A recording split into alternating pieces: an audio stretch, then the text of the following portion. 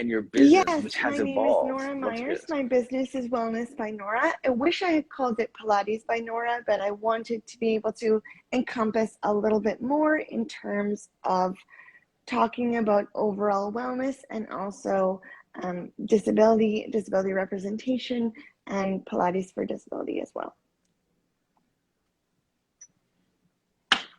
So the term disability Mm-hmm. representation is it's it Mm-hmm. sounds like a Mm-hmm. buzzword. It sounds Yeah. like a woke word. You know what I'm saying? Like if you're in and you know, you could drop that word Yeah. and let people wrestle with it. But like real talk, can you just talk Okay. about like what I that guess really means? I can put it into a real life context because this is actually really interesting because I just realized this as you were talking. It was exactly 3 years ago to the day that I was fired from a job in my previous industry, and I made the decision the next day to become a Pilates teacher. And yeah, my Wow. life literally turned around in 24 hours. And in my previous industry, my disability was always seen as a hindrance. You're not efficient enough, you're not fast enough, you're not good at multitasking, you're not good at juggling 17 things at once. And if I kept getting that feedback, there's obviously truth to it.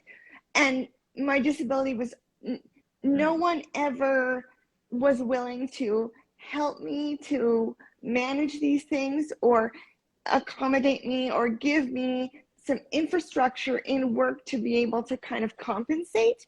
But I knew right Yes. away when I decided to be a Pilates teacher that I was going to use my disability to my advantage, and that was going to be my kind of way into things. That was Mm-hmm. going to be my selling point of I Yes. have a disability. Mm-hmm. Yes, your My unique selling point. USP. So I have a disability. I'm going to help people with disabilities, and I don't like the word normal, but I'm going to try to normalize this more for people with disabilities and kind of be the teacher that I needed when I was little. So a disability representation, I guess, means that I have a visible disability that is obvious when I walk. And so disability representation means accurate, fair representation in media. So showing people with disabilities in promotional material, on social media, and going into the disability community and going to support groups, going to programs for people with disabilities, talking to the disability community, and doing things like free workshops or free classes, helping anybody with a disability to see that Pilates is within their capability and Pilates is something that they can definitely do. So, mm-hmm. Yeah. Wow. Mm-hmm. Amazing. The is the No, word accommodate a no, bad word? no. And I don't, and Yeah. people, there's person first language, which is person with a disability, but I've never seen disabled person as something bad because disabled isn't a bad word. So people can be really sensitive around what you Good. say, Okay. and it really depends on the person and their own personal Yes. experience. And things change too. Now Mm-hmm. the language is like person of different ability, things like that. But again, I don't see disabled person as Okay. something bad because disabled isn't a bad word. Yeah. Thank you. I I've done courses where they're like, stop saying this. Mm-hmm. It's now people with. And I understand that in like just in a general blanket statement. So you're saying that the reverse isn't It's not necessarily a bad necessarily a thing. bad It's like thing. it's taking the weight Well, off of disability like a it bad does thing. come down to Okay. personal preference. It's Okay. yeah, it just comes down to preference and to life experience. The commonly used term now is person with a disability, people with disabilities, which I totally understand, but also disabled isn't a bad word. Yeah. Okay. That's good. If anyone has questions in the chat, Yeah, of course. put your questions out there. I That's helpful, Nora. Like honestly, I think that in the same way someone would ask me like, what's the proper term for this, or like someone from the LBGT community or someone from Yes, of the course. indigenous community or whatever. It's like you want to find that sweet spot between what is the correct Mm-hmm. term and what's a Yeah, comfortable term for them, yeah, right? definitely. Yeah, Mm-hmm. that's Yeah. interesting. Nice. So yeah, so now, Okay, what are you doing with so your I business? I moved cities for a new job opportunity, teaching at a new studio, teaching in a studio that's different from where I used to work.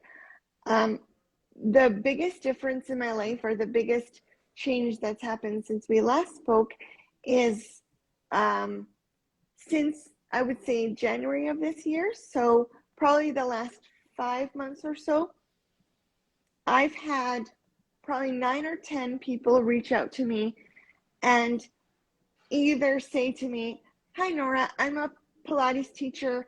I have a client with a disability and I've never taught this disability before. Can you suggest anything?" Or they're a person with a disability and they Yes. reach out to me and they say, "Hi, Nora, I have a disability. I want to be a Pilates teacher, but I don't know where to start. Do you have any wisdom? Do you have anything you could share with me?" So yeah, so Mm, now I'm developing another kind of side to my business, which is disability consultations, um, for people who want to be Pilates right. instructors, and for Pilates teachers who need help accommodating specific disabilities. Yeah. Amazing. So what now is that like? Are you gonna do Mm-hmm. like one-on-one consultations? Like here, it's funny. We're going back to our group fitness thing. Are you gonna do like a large group? Is it a Yeah. remote class? Is it online? Is it private? Mm-hmm. Is it personal? Like I mean, like what Yeah, is that so all like? far We have so I've many done options with some that now, private right? consultations, but I'm actually in the process of developing a masterclass um, for Pilates teachers. It's cerebral palsy specific. Right now, it's an Okay. adaptive reformer masterclass. I can't call it a workshop because I'm not an instructor Oh, trainer, amazing. but it's a reformer specific um, class with modifications for cerebral palsy and things to keep in mind, props to use, different ways to use the equipment. Basically, what I needed Yes. throughout my Pilates work as a client for the first Mm, 11 years of my journey as a client. So I want to start doing more adaptive wow. stuff in terms of mat and in terms of the other equipment as well. So I'm yeah, So so adaptive work adaptive work. for Pilates Okay, teachers. cool. So how do you teach a person with cerebral palsy on the chair? How do you teach them on the barrel? How do you teach them on the Cadillac? What are the modifications to make? What are the things to keep Yes. in mind? What are the props to use? What are the progressions with Mm, exercise? That kind of stuff. Yeah, yes. yeah. That it makes me think of, I don't know, if those in the chat, if you have any suggestions of people that Nora can connect with, or Instagram people that she could Mm-hmm. follow to learn more, please put it there. And actually, yeah, really, Carrie's comment says, "That's amazing. Thank you for bringing more awareness and Mm-hmm. letting people Thank you. feel seen." Yeah. It's, Yeah. um, So sorry, go Thank ahead. you so much. Sorry. Um, I'm not sure. I think this happened to me a little bit after our first conversation, but a woman contacted me in a Facebook group, and she said to me, "Hi Nora, do you teach Pilates? I'm I'm overweight." Those were her words. She said, "I'm overweight and I have arthritis, and I'm Okay. afraid that if I go to a Pilates studio, they'll turn me away." And I'm not even kidding. Oh, I bawled reading that comment. I was lying in bed and I sobbed reading that comment because I realized if she believes that because of her size, she would actually be rejected, other people think that too. hmm, She's not the only person who thinks that. yes. So we really have to do the work as teachers to deprogram that message that there's a barrier to entry because of something like size or ability. And I realized that's the message I really, really have to push on social, is the inclusivity and the adaptability. I had a Zoom call with her. She showed me all of the websites of the Pilates studios in her hometown, and all of them had stock photos of slim, strong instructors doing exercises like open leg rocker. And that serves a purpose if that's the kind of client you want to attract. That's fair. If you want to attract somebody who'd be able to get that exercise right away, but that alienates people like her, that alienates somebody who with a disability or somebody with a recent injury, because if that's what they see as Pilates and they feel they can't do that, they're going to click off and go somewhere else. They're going to do something else. They're going to say, oh, there's no way I could do that. Pilates isn't for me, and they're going to do something else. So it's really, really important in all of our marketing, in all of our social media content, that we are showing a diversity of clients, that we are showing representation of all shapes, all sizes, all abilities. It's really, really, really vital that we really push that in all of our marketing. Amen. Yeah, because I feel like that's so true, and we should have, we keep talking about it on the show too, is like being able to refer, right? And you know, a little bit of the balance to that is that if you do have an area where you are passionate about as your niche, have someone in your pocket who specializes in the things that you're not good at. Like, as a community, have those people, right? So, and that's why I don't see other instructors or other studios as competition. I see them as allies. If I know a teacher who has more experience in a certain injury or a certain kind of class than I do, I have no hesitation recommending that a client go see somebody else who's going to be able to help them more than I can. Absolutely. I had very early on in my Pilates teacher training, I had a client who presented with a ton of challenges, and I finished one class with her crying because I was so overwhelmed, and I was feeling I can't help her. I'm not experienced enough. I'm not serving her the way she needs. I'm not. I can't do this. She needs to be with somebody more experienced than me. But then one of my instructors, who has known me for a really long time, she told me, that's the greatest gift, is the hardest class, because you learn the most from the most difficult class or the most difficult client. So just take this as an opportunity to learn everything that you can. So that kind of reframed it for me. And I look at the hardest clients or the hardest classes as the greatest learning opportunity.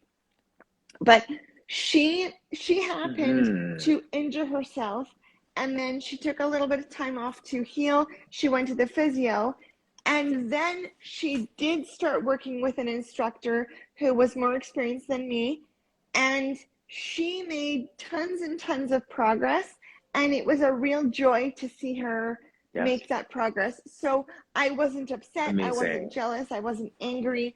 It was just really wonderful that she was able to progress like that with a more experienced instructor than me. And can you think about also just the fact that there's seasons of our lives when we need people in our lives for that time frame, right? So what she learned from you, the confidence that she got, the inspiration that she got, she probably took so much away from you that was a launch pad for the next person. So I love the fact that you're able to recognize that. And just, you know, what's that saying? Like, people in our life for a reason, a season, or a lifetime. One of my clients who was with me for 2 years until I moved, is now doing group classes with a different instructor. She had done private classes with me for a long time, but now she's doing group classes with another instructor who works at the studio where I used to work. And she's made some new friends. She's learned lots of new things. She's added this new layer of enjoyment and fun and community and Yes. into her life, and joy, and Joy and and movement, she's and having a great yeah, time. So it's really wonderful to see that she's made that great. progress. And I don't think she would have if I hadn't moved away. She Yes. would have just stayed with me as a private client, and that's totally fine. But it's really wonderful that she's made some new friends. Mm-hmm. She's made some new connections. She's opened up this whole new chapter of her life now. Yes. Yeah, we do Mm-hmm. get comfortable too, right? Like, I mean, so sometimes we need those outside interruptions to Oh, get us into the definitely. place we need to be. Um, yeah. The can you speak to the, I want to say language, that's not the word, the messages that we tell ourselves. Like, do you have people who come in and are like, this is my bad leg, or this is my weak side, or I know I'm not gonna be able to do anything today? Like, how do you help people when they're sending themselves those wrong Oh, messages while they're working with you? absolutely. We talked about this last time. I have a client um, who is a perfectionist and is really hard on herself. And every time she can't get something right away, or the smallest little kind of thing happens, she gets really frustrated. And the frustration is more of a hindrance than whatever the issue is. So I asked her, just breathe. Just try to kind of be in your body. Get out of your hamster wheel in your head and just get into your body and Yes. breathe and count and just kind of try to relax a little bit and just take it slowly. And I said to her, Mm. I don't judge you. Please don't judge yourself. It's Pilates, it's not brain surgery. And just, Yes. you don't come to Pilates to feel worse when you leave. You come to Pilates to feel better about yourself. Hmm. And I know it can kind of sound like Yes. platitudes, just kind of like things that everybody says just to have something to say, like everything happens for a reason. But I just try to tell her, Right. you can be precise, but don't be persnickety. And this isn't about being perfect. It's about getting yourself moving, and it's about feeling better. So you don't want to beat yourself up to the point that Yes. when you leave the studio, you feel worse than when you came in. I want you to leave feeling better about yourself, feeling Yes. better about your body, feeling better generally, feeling relaxed, feeling Hmm. calm. And so I just try to kind of get her out of that hamster wheel and of her head and kind of into her body. That's that's a great prescription. And I was kind of laughing to myself a minute ago because my last client before you, I did the opposite. And it was interesting because what I did was I made it a safe enough place Mm-hmm. for her to fail, but I put the demand on her for Mm-hmm. perfection. And what I mean by that is we were doing an exercise Mm-hmm. on the gym floor with the Viper where she has to stand on one foot, hold her balance, reach her hand up, and then reach forward. So it's a complicated Mm-hmm. multi-joint, multi-planar movement. She's on her third set. She is tired, and I'm having her talk through the exercise. I'm setting her up for failure, paused her with her last 3 reps and said, okay, stop. I want 3 perfect reps. If you don't get it, you don't get it. But I want you to see if you can. So there's a sense of I want you to really, really get into your body and really, really focus and see if you can nail these perfect repetitions. But if you don't, that's That's a fine too. good way of looking at it, making it safe enough to fail. Because a lot of people were never allowed to fail at things. And they were never allowed to make mistakes. The way they were raised, or the way they went to school, or the way they grew up, or the way that they were in maybe sports or competitive things, they were never allowed to fail at things. and you have to be able to fail at things. Mm-hmm. So making it that safe place Yes.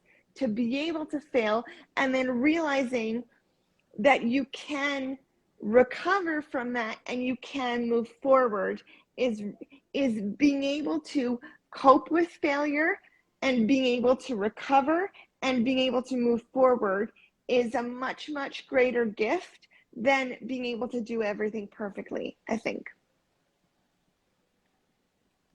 Yeah. And you say all that, you said that so well, and it made me think about the times that we almost make it too comfortable for Mm-hmm. people in their workouts because we know that they're going to be perfectionistic, or we know that they're going to not being successful with the move Mm-hmm. um, well. So we make the exercises safe enough for us so that we don't have to navigate Yeah. them beating themselves up over it.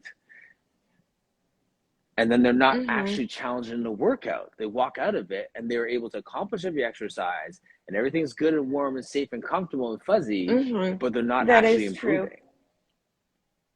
So one of the biggest ways, you know this, one of the biggest ways that you foster improvement is adding in new exercises and changing things up Mm-hmm. too, because you need novelty, challenge, and focus to engage your brain and to build the new neural pathways and to build the kind of the neural repatterning. That's the term I was looking for in your brain. It's Yes. novelty, challenge, and focus. So you bring the person Yes. really into focusing on what they're doing. You add the novelty of the new exercise Mm-hmm. or a new variation, and you really make sure that they're Yep. challenged enough that it's going to really help with the repatterning. Yeah. That's Yeah. so good. That is so good. Okay, so let's go back to the case study of my client who I demanded Okay. perfection when they were tired. Okay, so what happened there was the dynamic, the novelty wasn't the exercise, the novelty Mm-hmm. was fatigue. So now it's like, okay, do that exercise you're familiar with when you're too tired to do the exercise well. Can you focus and accept the challenge of this new exercise? Because it's easy first thing. When it's the first Mm-hmm. exercise, you nail this. When it's Monday, you nail this. When it's a Friday afternoon session, when your body's tired and you know you have kids to pick up from school and all these different things are happening, can you still do the same exercise? If not, fine, but like, can you find that focus? So that's an Yeah, interesting. This made me think about it in a definitely. different way, Yeah, Nora. That's really definitely. good. There, when I lived in England and I had to get the train from rural England into London, there was a stop I had to get off at where the gap between the train and the platform was huge. And if I had fallen, I would have Okay. fallen on the ground or fallen under the train. So it was, and there was no kind of support, no kind of disability support to get off the train. So it required all of my Yes. focus and all of my energy to step down from the platform. And sometimes I'd freeze up Mm-hmm. and I'd ask somebody, can you just hold my arm? Can you help me? But sometimes, most of the time, I'd use all my strength and all my focus to step down from the train to the platform. And that's something that a lot of people wouldn't even think about.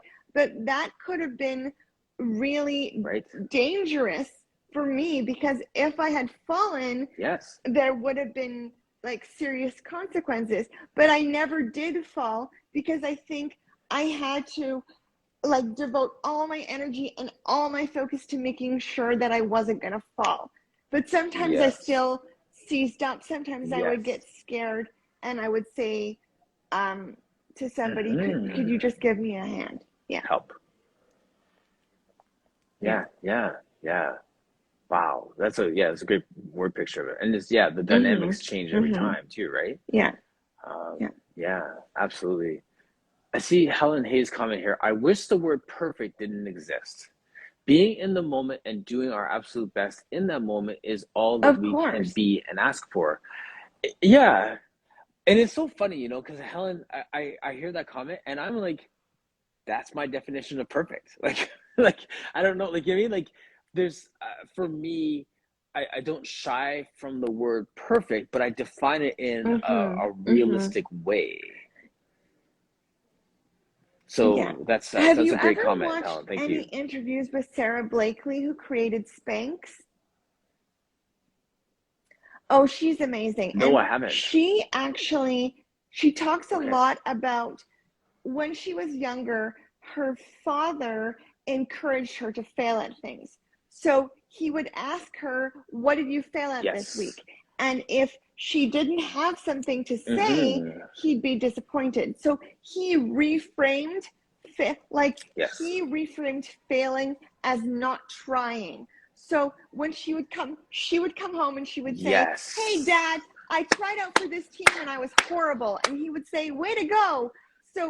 So he encouraged her to fail at things so that she wouldn't be afraid of failing at things. Yes. So it was way better to like Yes. the way he reshaped it is it's better to try and totally fail Yes. at something and totally fall on your face than it is to not try. And Mm-hmm. so she went on to become Yeah. one of the youngest It's self-made amazing. female billionaires in the world with the creation of Spanx because she wasn't afraid to fail at things. And she is like super Yes. relatable in all her social media and her all of her Instagram and everything because she talks about times Mm-hmm. that she failed at things. She talks about when she messed up at things. She talks Yes. about how she, put her foot in her mouth and it's hilarious and it just makes her super Yeah. relatable and super Relatable. super funny. And she would rather do something and be terrible at it and then learn how to do it better than not do it at all Yes. for fear of failing at it.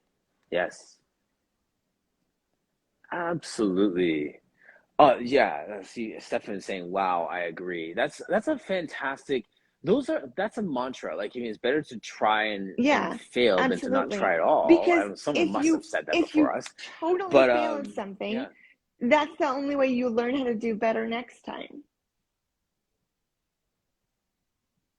absolutely, Yeah. absolutely. It's on a personal level, I was walking around, I was talking with a gentleman yesterday and who is like 25, 26, 27. He's single, you know, in a relationship and stuff. And we started talking about my marriage, my second marriage here, where I was in this crossroads where I had to decide if I was going to get married again. And there's a longer story around my wife being deported and having to Oh, make some sudden decisions. But that was exactly what I said to myself, where it's like, okay, I'd rather try and fail than live with the thought that I exactly. didn't give Exactly. marriage a second try. Best Exactly. decision I could have made. And I feel like whether it's a big life decision or a inconsequential decision, if we don't put our neck on the line and give it a try, if we're not afraid to embrace the fact that, you know, as my son's basketball coach says, it's not a Mm-hmm. loss, it's a lesson, Definitely. then we don't Definitely. actually Well, grow. it's funny you say that because like I said, 3 years ago today was the day that a job that had headhunted me actually dumped me. And I don't see that as a failure. I see Mm-hmm. that as an incredible gift because it redirected the course of my life. And I said to myself, I have been in this industry of Absolutely. publishing for 7 years. I keep getting this feedback over and over again that I'm not efficient enough. So, okay, that's obviously true. Mm-hmm. So, am I going to keep ramming my car into a brick wall or am I going to turn around and drive out Mm-hmm. and go somewhere else? So, I literally Right. had the meeting where they said, sorry, this isn't working out. And I said, okay. I went over to my parents' house. I cried. I said, I'm done with this industry. This is the end of this chapter in my life. I'm going to do something else. I don't know what it is, but it's time to move on. Mm-hmm. It's square peg round hole. It's not working. And literally the next day, Yep. I went to my Pilates class and the studio owner said, "Oh, how's work?" And I said, "They dumped me. I don't know what I'm going to do." And she said, "Oh, do you want to be a Pilates teacher?" And I said, "Yes, I do." Like literally 24 hours later, my Like entire that. life turned around. And I Yeah. found the lady who ended up mentoring me for 2.5 years. And I started with her in July of 2019. And I wish this had been my first career. It's the best decision I could have made. But that never would have happened had I not failed Amazing. at working in the publishing industry. I am going to capture this soundbite because that's exactly what I said yesterday about my son's teacher. And he was a chef and he burned out, went back to school, became a teacher, and now teaches hospitality. And he's living his And there's best life, teaching exactly, people how to and there's cook no and have saying summers that you off. can't do both. Like, I use my Right. publishing skills, my marketing and writing and editing skills in my Pilates teaching job all the time. And there are so many transferable skills in terms of like relationships with authors. It's the same as relationships with clients. There are people think it's such a huge switch, but the people skills and the relationship skills are It's not really, a big really gap. similar. And so everything working in publishing, it did prepare me to work as a Pilates teacher. So I don't see it as a waste of time. I just was working in an industry where it was never going to be the right fit. As much as I love books, as much as I love reading, Yes. I was never going to fit into an industry that prioritized efficiency as like the top priority, where that's still important in Pilates teaching, but it's not the top priority. For sure. Yeah, like not a cutthroat priority. Definitely. Yeah, that's amazing. And we are multi-talented people. I love hearing how people marry all Absolutely. of My their father passions was and a skill stage sets. manager before he became an attorney. And there are tons of transferable skills Wow. between Okay. being a stage manager, working in theater, and being a lawyer. And my dad is an excellent attorney. And he went to law school in his late 20s. He was already married and had a family, and he changed careers. So there's no saying that you can't So do inspiring. something like that. And so many people, because of the Yeah. pandemic, have made their side hustle into their full-time job, or had a TikTok video that did really well, and then they were able to parlay that into a different career. So many people have pivoted to doing something they really love as a result of a job not working because of the pandemic. Right, exactly. That space that we need sometimes just to listen to ourselves is key. And I think that we get too caught up in just the hamster wheel of life that we never have that time. So I think that for some people it was a great Absolutely. interruption to be forced to sit at home with yourself and think about like your life, right? Yeah. So I do know from watching some interviews, Billie Eilish said that she never would have made the album Happier Than Ever if she didn't have the time that she had with the tour having to be postponed because of COVID. The amount of time that she had and the place where she was at in her life, the album Happier Than Ever never would have been what it is had she not had the time because of COVID to make the record that she ended up making. right. Amazing. Yeah, that's you said something earlier. I didn't want to interrupt you in the middle of it, but when you were talking about um, being let go from this job, you went home and cried, and then you kind of went on with your life. That did you get any wisdom from like your parents or friends when you're in that chapter between like it's a small gap. Some people wait years to figure out what they're doing, but you had this 24-hour gap. What were some of the words of wisdom, some of the things that held you through to kind of get up after your cry and before you found your next chapter of Well, life? I just said to myself, I've been in this industry for 7 years, and I am smart, I am talented, I have a lot to give.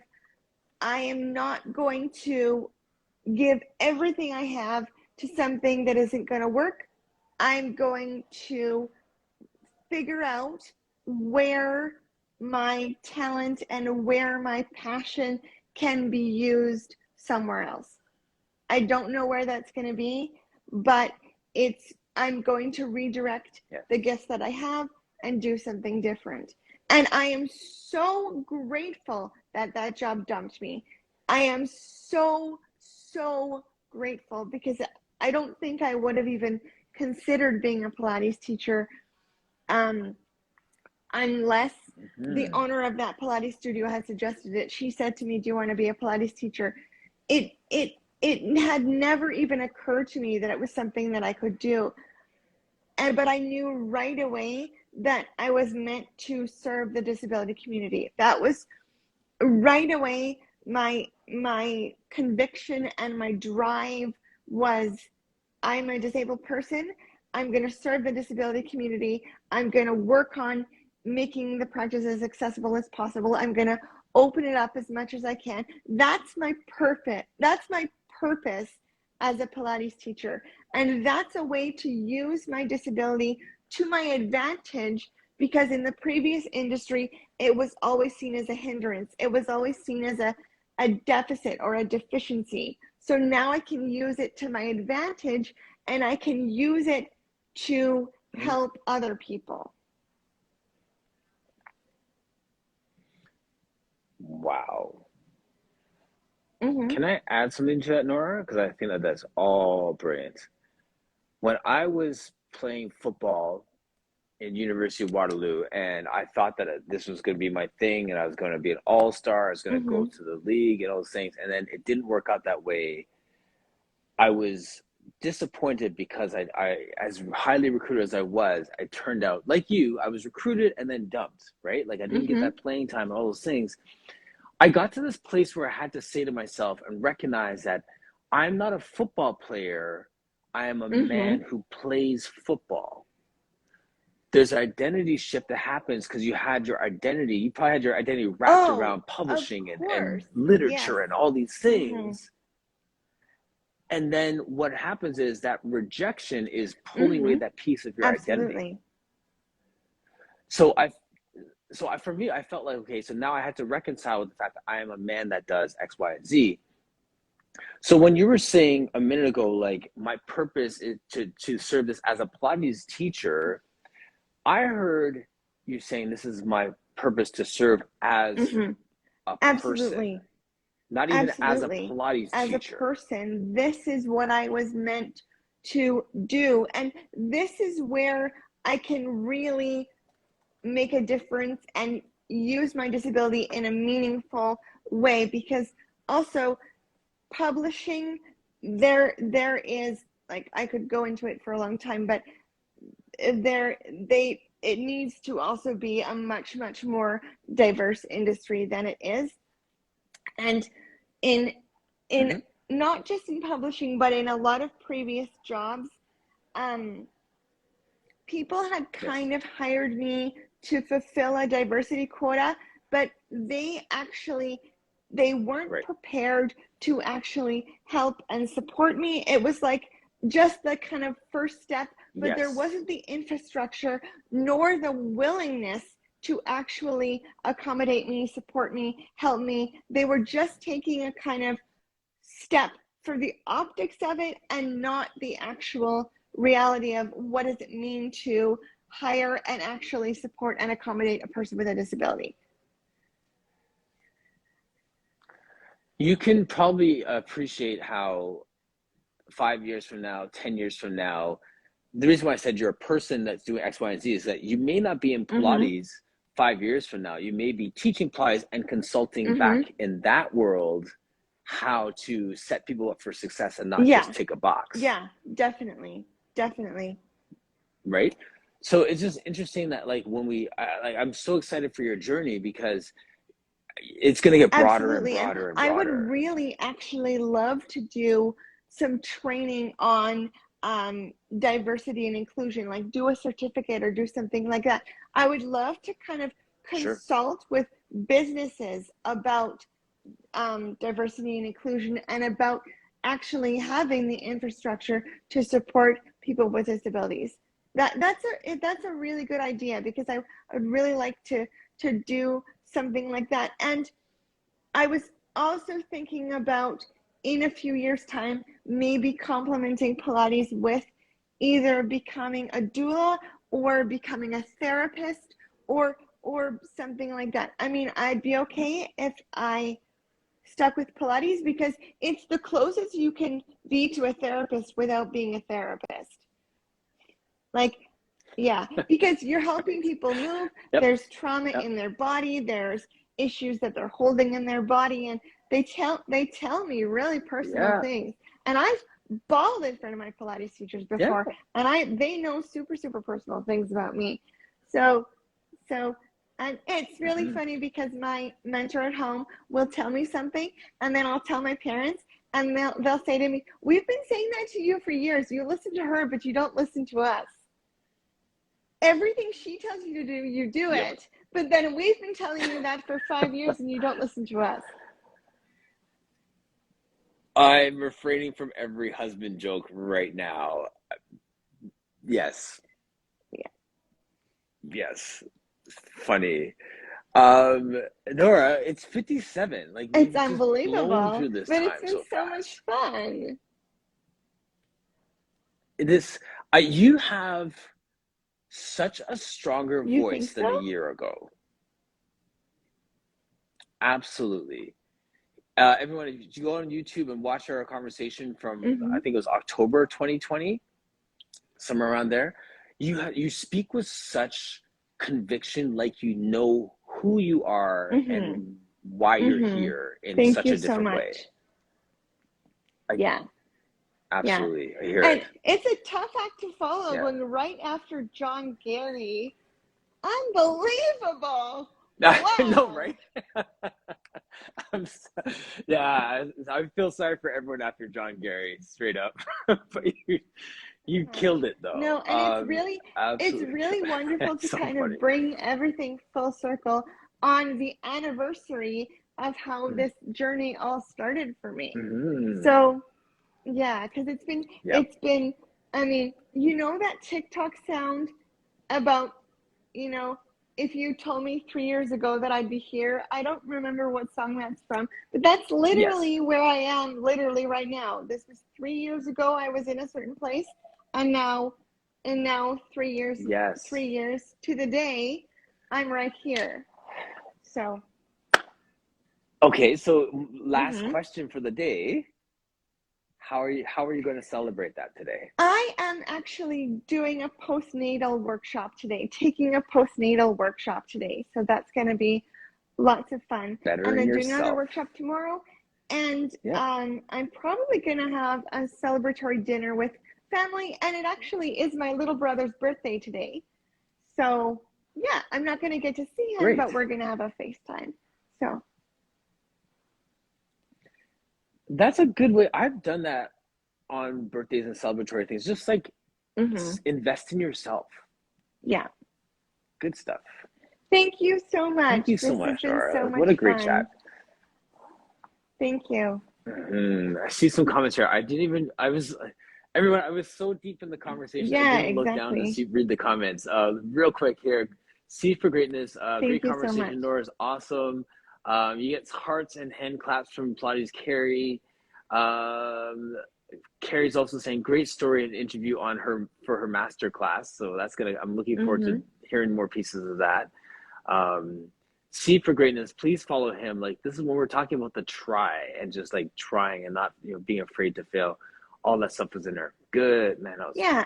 And I solid. saw What's going on? Finn, how are you, Finn? Elisa, you joined, and Jay and Blake. Hi. Thank you so Mm-hmm. much. So, Mm-hmm. yeah. All right. Okay. Thank you so Logging off. much. Thank you so much. Yeah. And thanks to everyone who I'll joined us see you today. soon. All right. Take Thank you. care.